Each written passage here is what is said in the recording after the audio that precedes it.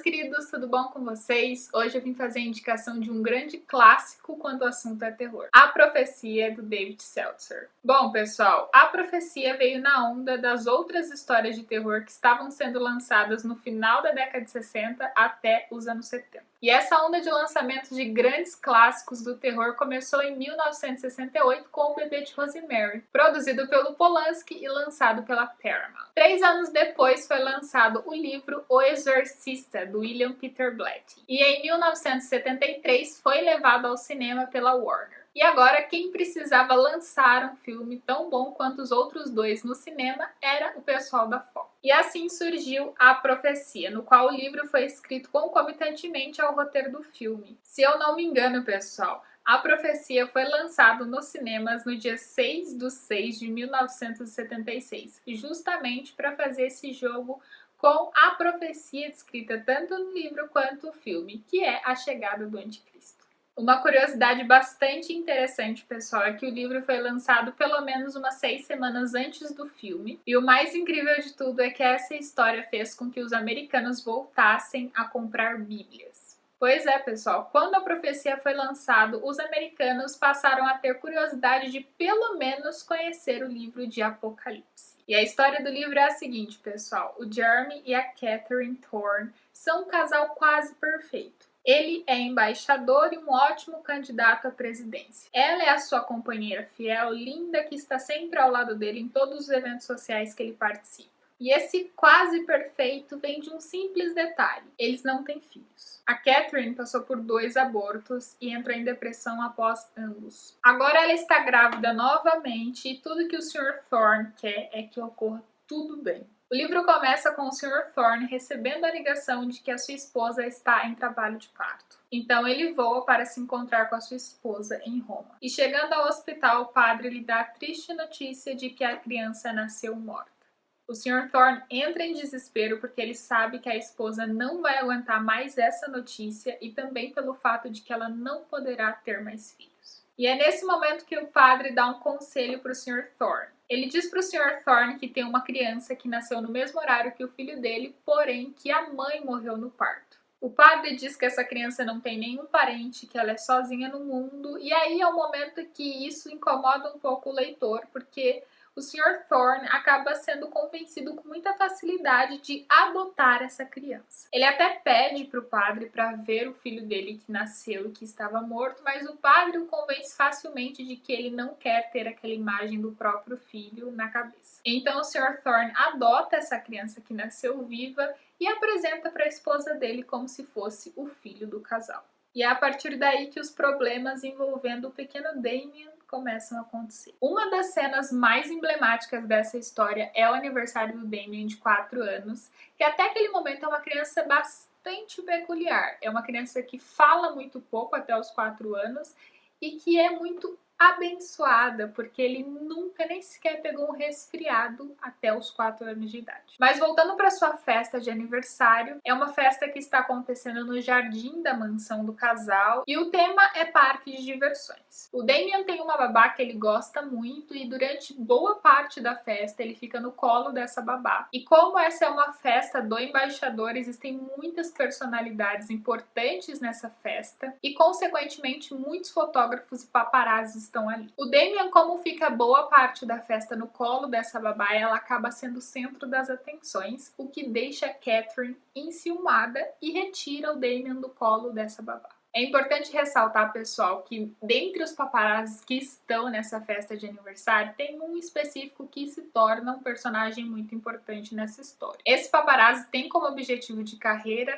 desmascarar as famílias perfeitas. Então, obviamente, ele não perderia esse aniversário por nada, já que boa parte da alta sociedade considera a família Thorne perfeita. Ele está lá na festa, tirando muitas fotos do Damien, das crianças, das personalidades, da família Thorne. E ele vê o momento em que a Catherine tira o Damien do colo da babá e leva o Damien para a barraca da vidente, para que a vidente leia as mãozinhas dele. E aí o leitor e o telespectador se depara com a primeira cena bizarra da história. Quando a vidente vai ler as mãozinhas do Damien e ela pega na mãozinha dele, ela percebe que as linhas da mão dele são muito finas e que ele também não possui as linhas que dão conta da personalidade. A Catherine fica sem entender o porquê que a pessoa que está lendo as mãozinhas do Damien está assustada e não está lendo a mão dele, está simplesmente olhando para as mãos dele, mas esse momento de tensão é interrompido pelos gritos fora da barraca. Então a Catherine pega o Damien e sai de dentro da barraca, e quando ela sai, ela se depara com a cena mais famosa do filme. A babá estava num ponto muito alto da casa com uma corda em volta do pescoço. E quando ela vê o Damien, ela diz para ele ver, porque o que ela vai fazer é por ele. Outra cena muito bizarra é a cena da tentativa de batizado do Damien. Os Thorne saem de casa para ir à igreja batizar o Damien e tudo está indo normalmente dentro do carro. Porém, quando o carro se aproxima da igreja, o Damien tem um ataque, ele surta, ele não quer sair do carro de jeito nenhum, ele não quer entrar na igreja, inclusive ele até machuca o rosto da Catherine. E no final das contas, o batizado não acontece por conta do surto do Damien. E bom, pessoal, eu falei pra vocês que um dos paparazzi seria peça-chave na história.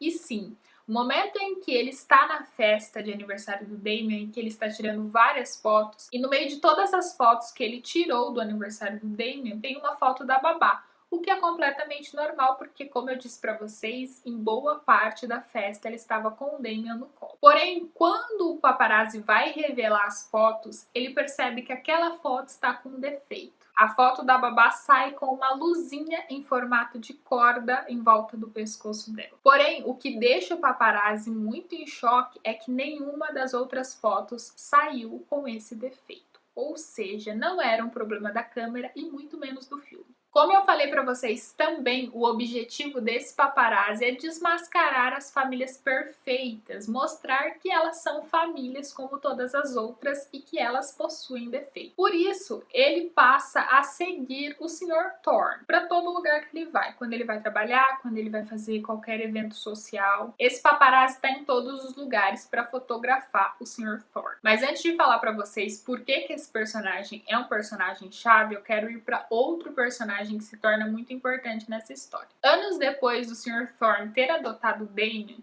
um padre começa a aparecer na vida dele. E esse padre persegue ele em todos os lugares que ele vai, e ele diz que ele precisa ter uma conversa urgente com o Sr. Thorne. E basicamente o que esse padre quer falar para o Sr. Thorne é contar a história do Damien, de onde ele veio, falar que ele é o filho do diabo e que ele precisa matar essa criança. E uma das primeiras tentativas desse padre de conversar com o Sr. Thorne expulsa ele da sala dele, fala para ele nunca mais procurar o Sr. Thorne e ninguém da família dele. E aí que entra o nosso paparazzi novamente. Quando o Sr. Thorne expulsa o padre da sala dele, o paparazzi ele está na frente do prédio onde o Sr. Thorne trabalha. Quando o padre sai de lá de dentro, o paparazzi tira uma foto desse padre.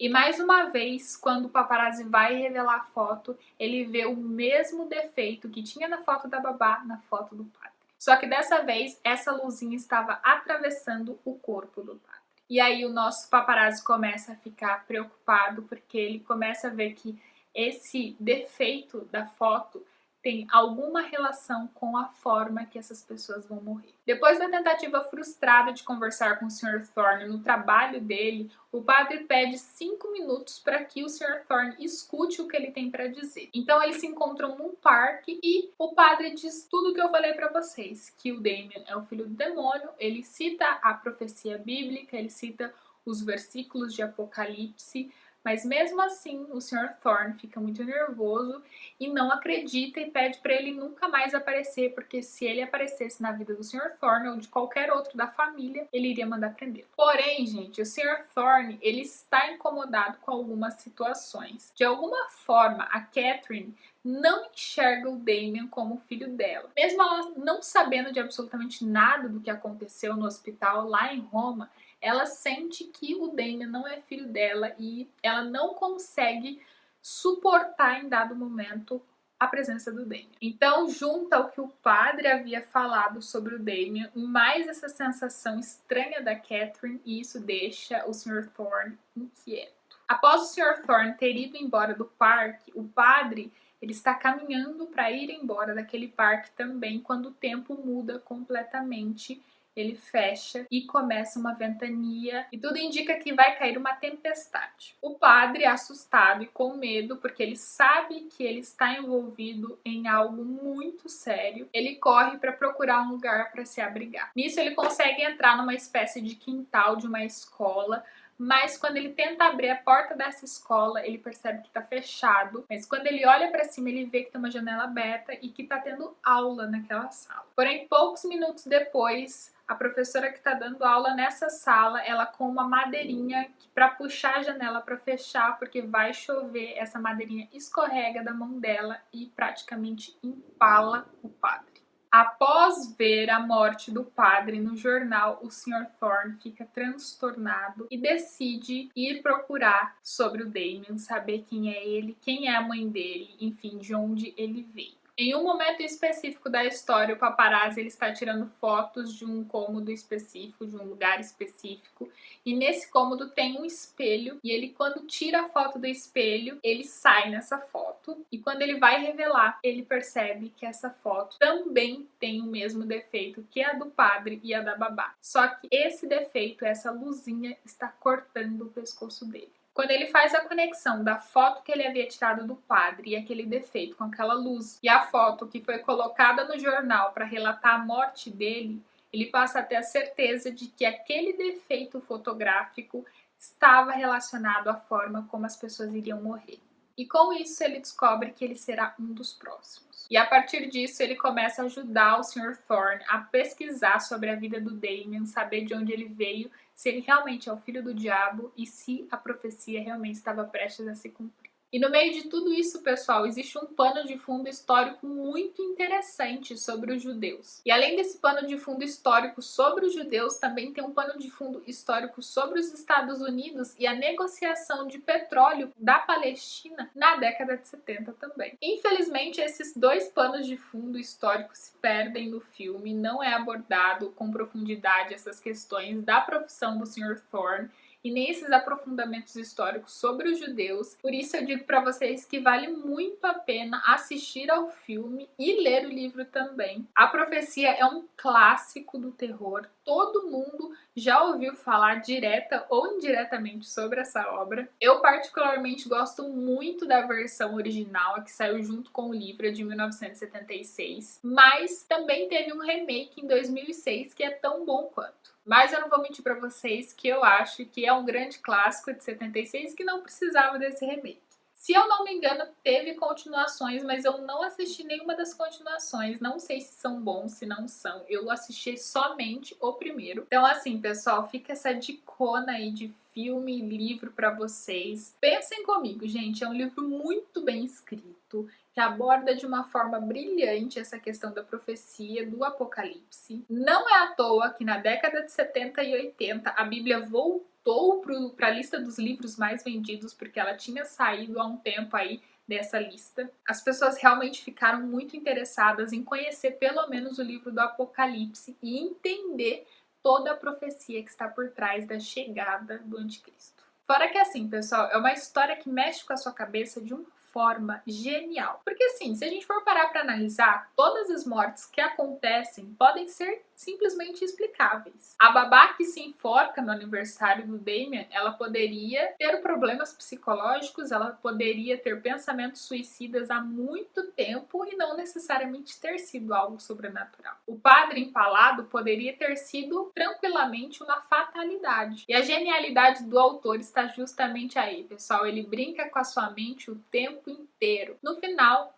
fica a critério do leitor acreditar ou não no sobrenatural. Eu acho muito difícil vocês não conhecerem o final de A Profecia. E se vocês não conhecem, o final, assim, é surpreendente. Eu acho que divide opiniões também, porque tem pessoas que gostam de finais felizes, tem pessoas que gostam de finais com tragédia, dramáticos, enfim. Mas se você nunca assistiu A Profecia ou nunca leu o livro, gente, leiam, vocês estão perdendo, assim, uma obra-prima do terror. É fantástico, é muito bem escrito, é um livro assim que realmente vale muito a indicação. O Bebê de Rosemary eu conheço somente o filme produzido pelo Polanski, eu não conheço o livro, Mas O Exorcista, eu já assisti o filme e já li o livro, e acho o livro também muito inteligente, porque o autor também faz esse jogo com o leitor.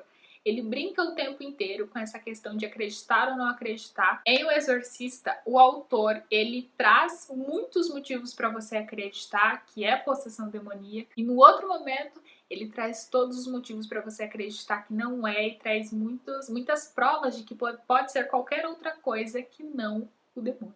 Mas enfim, pessoal, leiam a profecia. Se vocês não leram ainda, eu acho muito difícil.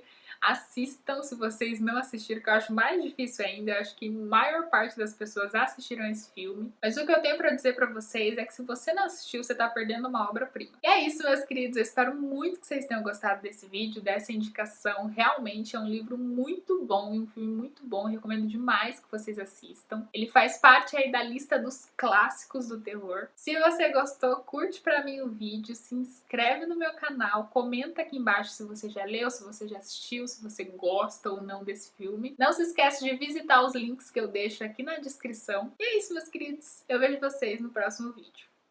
Um beijo.